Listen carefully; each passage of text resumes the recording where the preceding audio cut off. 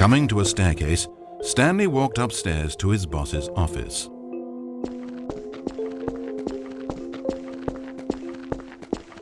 But Stanley just couldn't do it. He considered the possibility of facing his boss, of admitting that he had left his post during work hours. He might be fired for that. And in such a competitive economy, was it really worth taking that risk? All because he believed everyone had disappeared? His boss would think he was crazy. And then something occurred to Stanley. Maybe, he thought to himself, maybe I am crazy. Everyone I know simply vanishing out of the blue, there's almost no other explanation for it. And a nagging fear began to creep up in his mind. Questions that had been there all along. He just hadn't put his finger on them yet. For example, why couldn't he see his feet when he looked down? Why did doors close automatically behind him wherever he went? And for that matter, these rooms were starting to look pretty familiar. Was he just walking around in circles? Where am I, he thought.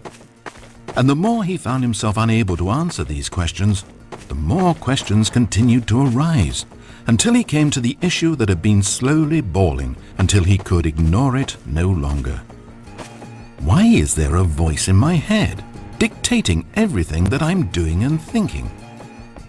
Suddenly, every door slammed shut. "No!" Stanley screamed. "I need to get out of here. I need to know that there's something out there. I need to know it's not just all in my head." And he screamed and clutched at his skull as the voice grew harsher and the music in the background rose higher and higher. And then, moments before collapsing to the ground, Stanley clenched his fists and screamed to anyone who might be listening, "I'm not real! I'm not real! Don't believe any of it! None of it's real!" And then everything went black. This is the story of a woman named Mariella. Mariella woke up on a day like any other. She got dressed, went to work, clocked in, clocked out, and then she walked home. But her walk on this day was interrupted by the body of a man who had stumbled through town talking and screaming to himself, and then collapsed dead on the sidewalk. Moments after seeing him, she would turn, run to the nearest police station, and call for an ambulance. But for just a few brief seconds, she merely stood there, unable to move. The tragedy was not the death of a single person. It was that she would never know this man's story, never hear in his own words what had happened to him, or what he believed had happened to him. For to know these things would be to exist inside the head of the man himself. So all she could do was observe from a distance and pity him. But Mariella had places to be and people to meet with, very important people, whose impressions of her would affect her career and indeed the rest of her life. She stood there for only a moment, looking down at the body, and then she ran.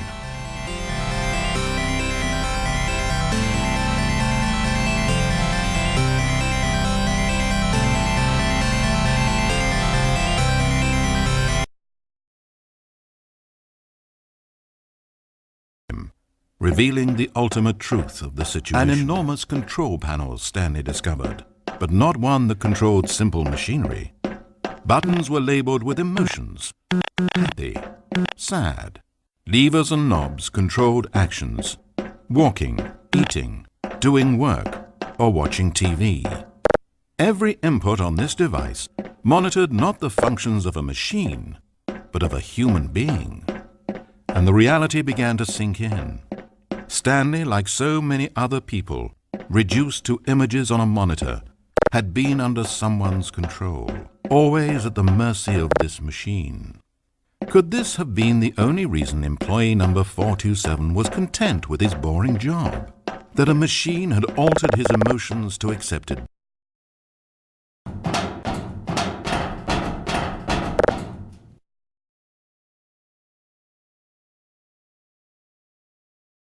Oh, Stanley, you didn't just activate the controls, did you?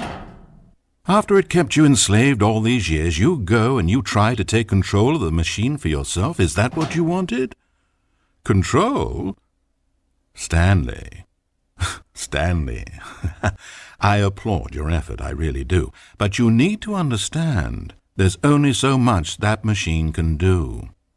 You were meant to let it go, turn the controls off and leave. If you want to throw my story off track, you're going to have to do better than that. I'm afraid you don't have nearly the power you think you have. For example, and I believe you'll find this pertinent, Stanley suddenly realized that he had just initiated the network's emergency detonation system. In the event that this machine is activated without proper DNA identification, nuclear detonators are set to explode, eliminating the entire complex. How long until detonation then? Oh, let's make it say, 2 minutes. Now, this is making things a little more fun, isn't it, Stanley? Go ahead, play with those controls all you like. The real controls are where I'm sitting. Did you really ever believe you held any power? Did you not think I knew what I was doing? When I erased your co-workers and turned off the machine, I was offering you freedom, an escape. I didn't have to do that. I've run this story many times, and I don't always set you free. Sometimes you just sit there, day after day after day, doing your job forever, and then dying alone. But when I actually give you the freedom to control your own actions, it's not enough. I let you go, and you trapped yourself just the same. You just weren't made to handle this sort of responsibility, I'm afraid. But you know what you were made for? Pushing buttons. You get it now? Oh, I'm enjoying this. Tell you what, I'll throw some extra time on the clock just because I'm having so much fun. There we go. You see, I want to watch you for every long second you try to puzzle this out. After all, it should make sense, right? The timer, the nuclear detonation, the mysterious facility, it's all here. This is a video game. Except for one thing there, hero. You've got no weapon, no vehicle. You don't even know where you're going. When you saw that timer, you just instinctively started trying to find an exit, didn't you? In fact, I bet you're still looking for a way out. I bet you're clicking on everything in this room, trying to open doors or vents or something and solve the puzzle. As though this game has a solution, as though it can be won. That timer is not a catalyst to keep things moving along. It's just seconds ticking away to your death. This is not a challenge. It's a tragedy. It's the moment when the hero realizes that despite his best efforts, he is powerless to his environment. And then he lets go. He surrenders. And he dies. 30 seconds, Stanley. 30 seconds. Until a boom, and then nothing. No ending to this story, just you dying. I suppose you could have gotten an actual ending if you played along, but that just wouldn't have been your style, would it? Instead, you'll perish knowing that the only choice you made here was to turn on that machine and to start this timer. But you won't be alone, because I'm not going anywhere.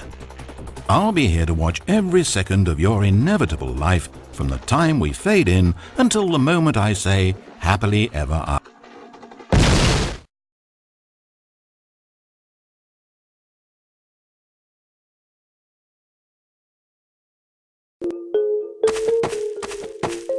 Stanley decided to go to the staff lounge to check on his co-workers. He never functioned well by himself and constantly needed support and guidance from others, so the thought of total solitude was terrifying to him. When Stanley came to a set of 2 open doors, this was not the correct way to the employee lounge, and Stanley knew it perfectly well. So he turned left at the first open door and walked back in the right direction.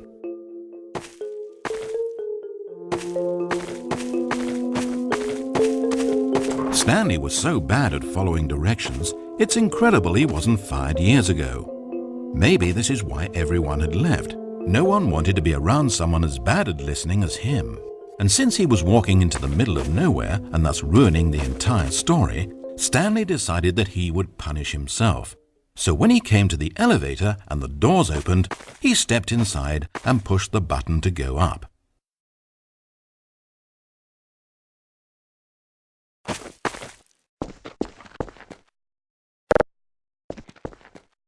Oh, Stanley.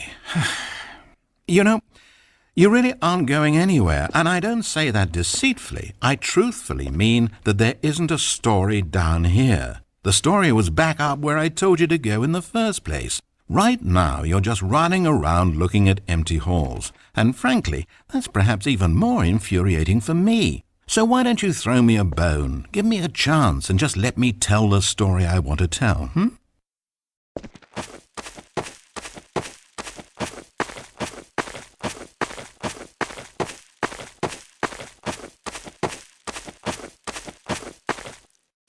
Now listen carefully. This is important.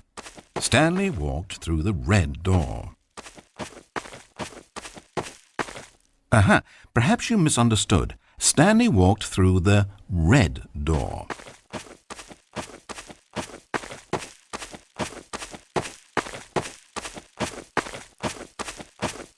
I still don't think we're communicating properly. Stanley walked through the red door.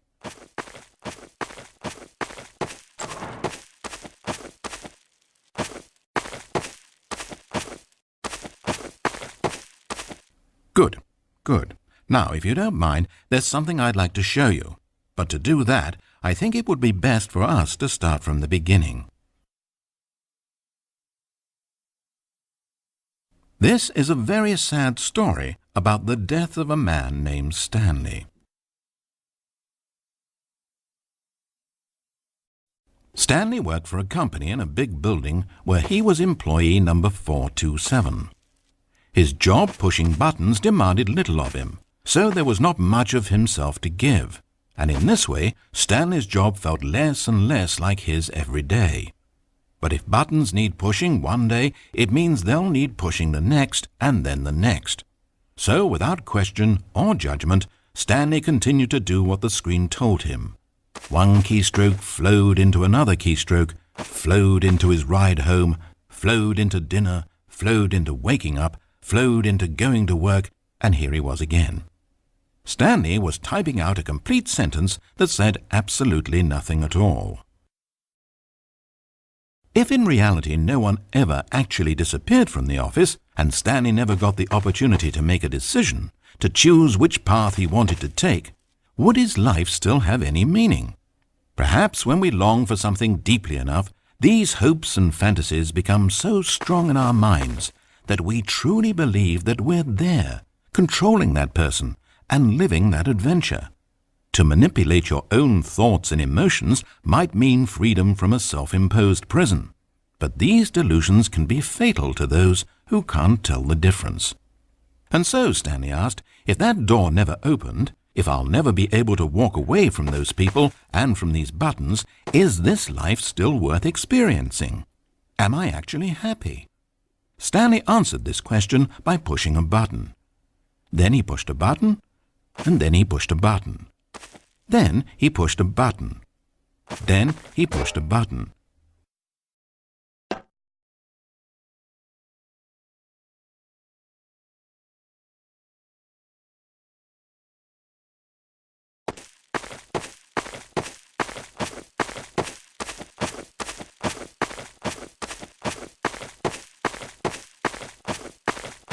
Now listen carefully. This is important.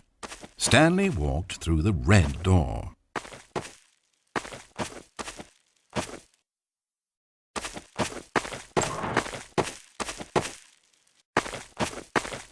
Good, good.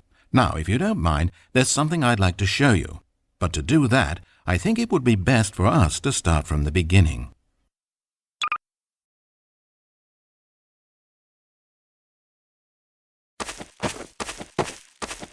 Aha, perhaps you misunderstood. Stanley walked through the red door.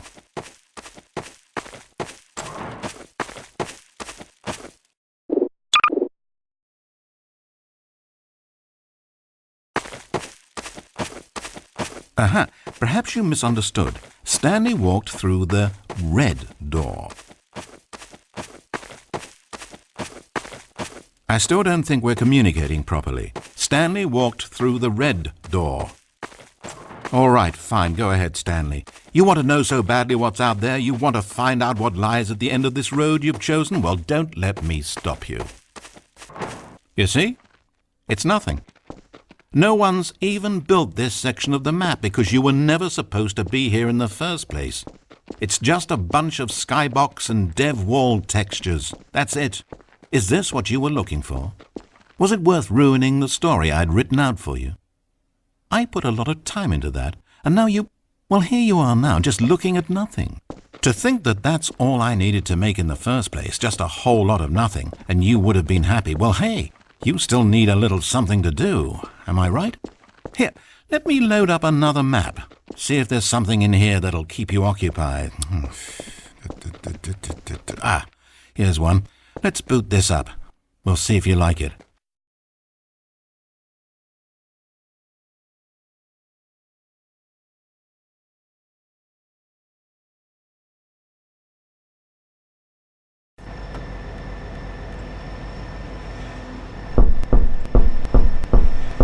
Well, Stanley, is this any better?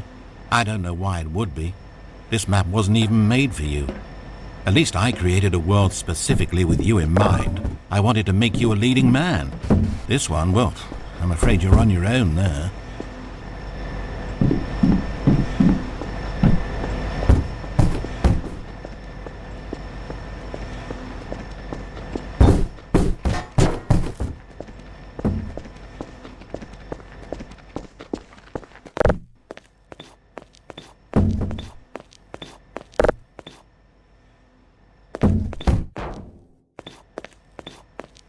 Stanley was fat and ugly and really, really stupid. He probably only got his job because of a family connection. That's how stupid he is. That, or with drug money. Also, Stanley is addicted to drugs and hookers.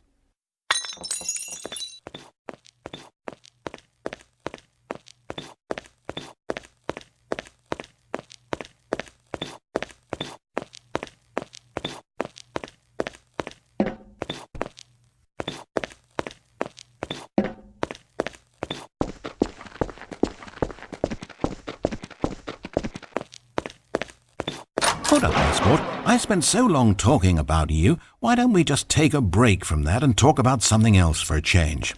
Let's see. Well, according to Wikipedia, more than 90% of the night sharks caught off northeastern Brazil contain mercury concentrations higher than that considered safe by the local government. Now, this is fascinating. Don't you want to know more about the night sharks? Oh, no, of course not. All you want to hear about is yourself, isn't it? Well, fine. You haven't listened to me once so far. I can't expect you to turn that around now, can I?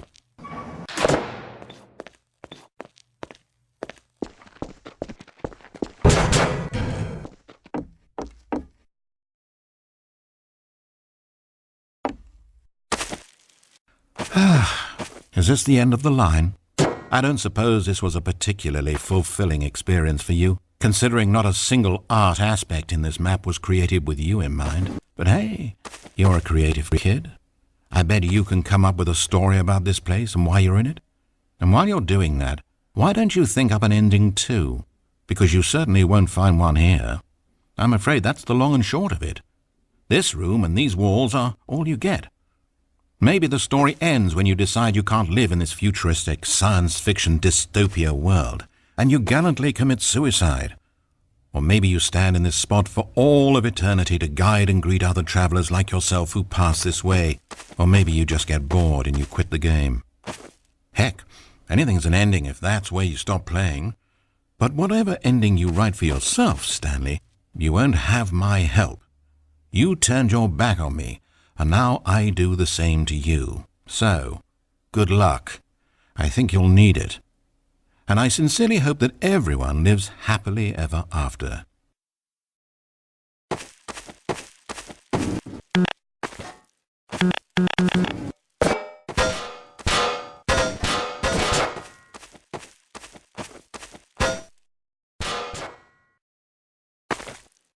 Wait.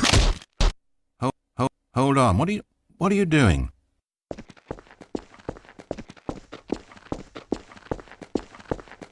Stanley, don't do that. I can't follow you there. I can't help you. How will you write a story without me? You can't do it, you know that. Stanley, come back. We still have so much.